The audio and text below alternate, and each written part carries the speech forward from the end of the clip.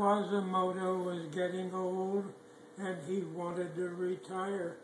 And he knew that if he were to retire, he would have to have somebody else to ring the bells of the Cathedral of Notre Dame de Paris. And he ran an ad in the Paris Gazette for a handicapped person to ring the bells of the Cathedral of Notre Dame de Paris.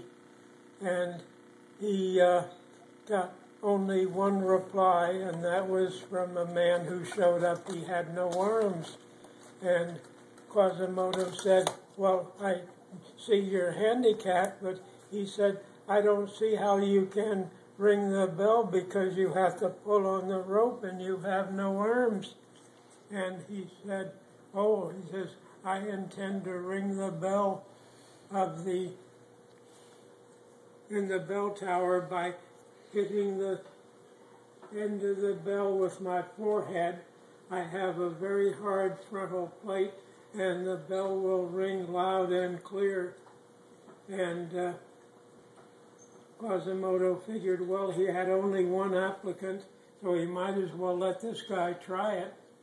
And so at the appointed hour, the man with no arms climbed the bell tower and walked up to the side of the bell, and at the signaled moment, he slammed his head into the side of the bell, and the bell swang out, ringing loudly.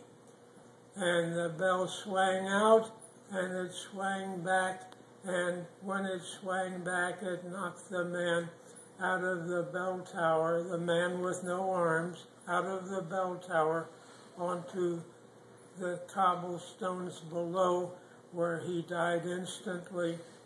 And of course the gendarmes came out to investigate the death, and the first thing they said to Quasimoto was, Quasimoto, what is this man's name?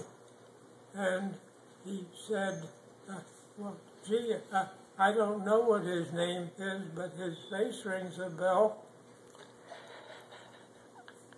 Well, that's not the joke. The joke is later.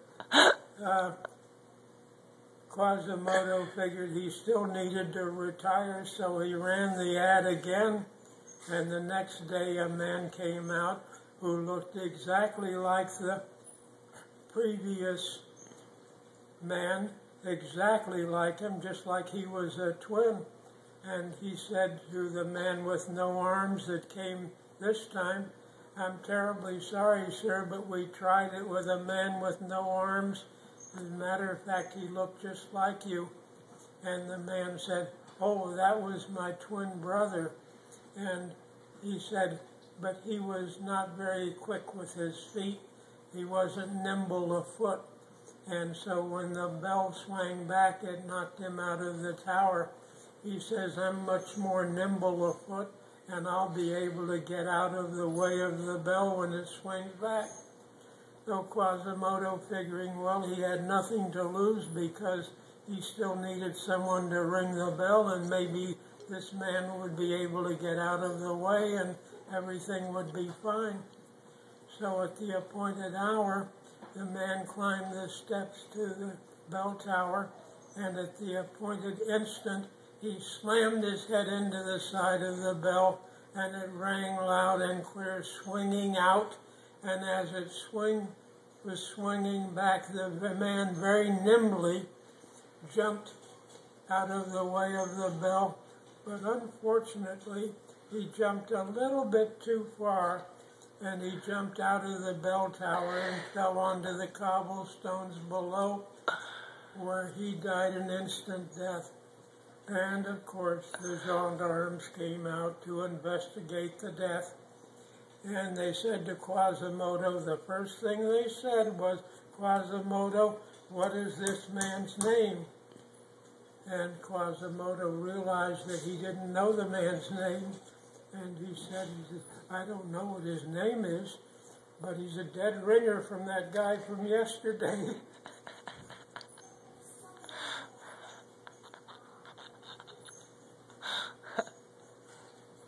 That's the joke. Okay, there were these two bums down on 20th Street. Yeah, tell that one too. No. Yeah, please, come on.